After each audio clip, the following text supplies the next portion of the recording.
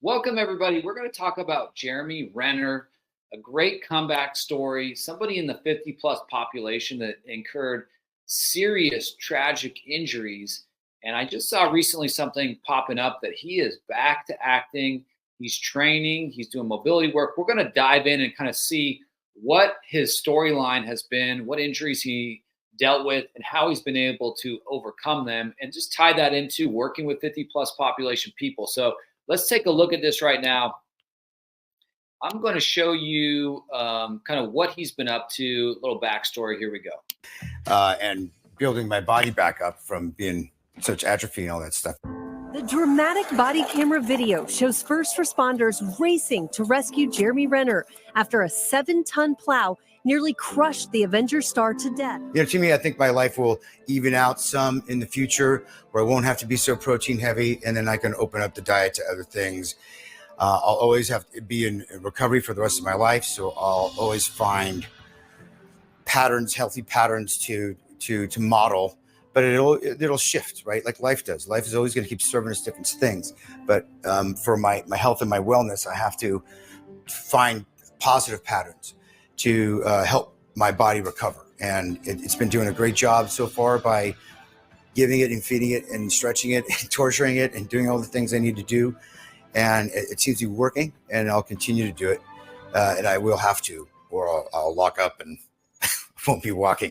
All right, so we've seen that he had a severe injury, was crushed by a snowmobile, and that's where a lot of people would have thought the story ended. He was basically dead almost. You know, he had to have somebody keep him from bleeding out, so not losing blood flow, but then also he broke so many different bones in his body. Sounds like he had knee replaced, hips, and ankles. I mean, so many different things that you would be amiss to not think, man, I don't see this guy moving well. And about a year after it, I saw an interview with him where he was using a walker, and he was so happy to see the interview host come to see him, and he could literally barely move. So this is probably, 18 months later, 2 years later, and he has made an amazing recovery. Let's go into what kind of things from a training perspective. What is he focusing most on? This is the gym. This is where I start my day and get warmed up. And lucky to have it. It's a necessity. And getting better is my motivation to come in this gym. How has your workout changed since your accident? I mean, I don't know. There's certain sort of gifts, I think, that sort of came from the accident that it's just with pain, it doesn't exist. Bad days don't exist. How about that? Bad days don't exist in my life. It's impossible.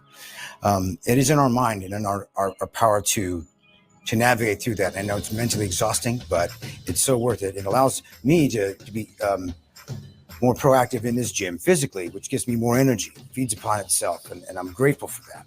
What does your workout look like? Well, I think I listen to my body. And what does my body need? I don't do anything in the gym for vanity muscles. Even if I was just had no injuries to deal with, I'd probably do core strengthening, endurance, things like that.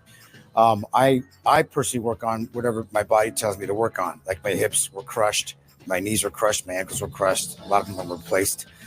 So I work on mobility. I don't enjoy these things. I have to do it every day.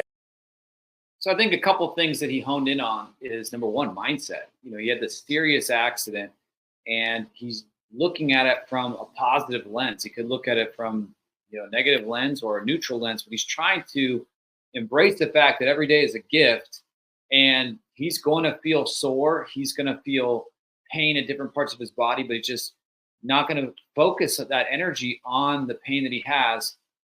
That's very inspiring to know this guy had multiple joints crushed. I mean, like he said, he had ankles, knees, hips crushed.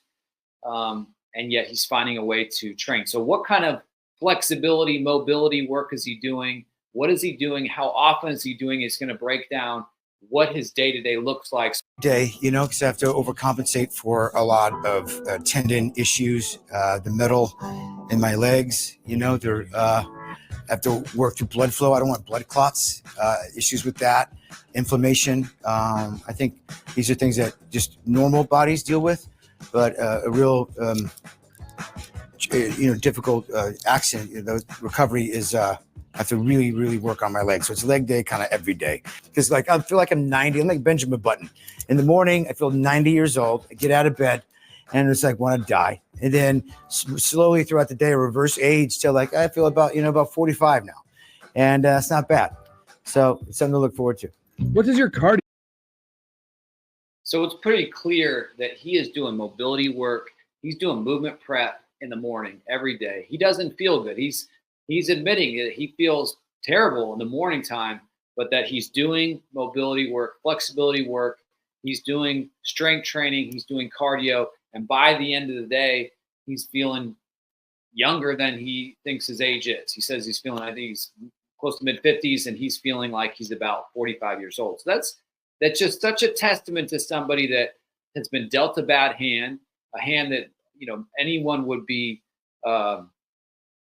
really struggling with, but yet he is turning it into a positive. He's getting back into acting, and he's doing this by his body. And he realizes that he has to do movement training, flexibility work, strength training, cardio training to do this stuff the rest of his life. It's not going to be, a part-time thing, but this is a full-time thing. And, I would tie this back to I'm approaching the 50 plus population, but also the clients that we work with day in, day out. Is if you're in your 50s, and especially if you're in your 60s and 70s, training, flexibility work, strength training, cardiovascular training, that is your job. Especially when you retire, that is your full-time job, is taking care of your health. And he is such a good inspiration to somebody that keeps going even when the going gets tough. So well done, Jeremy Renner.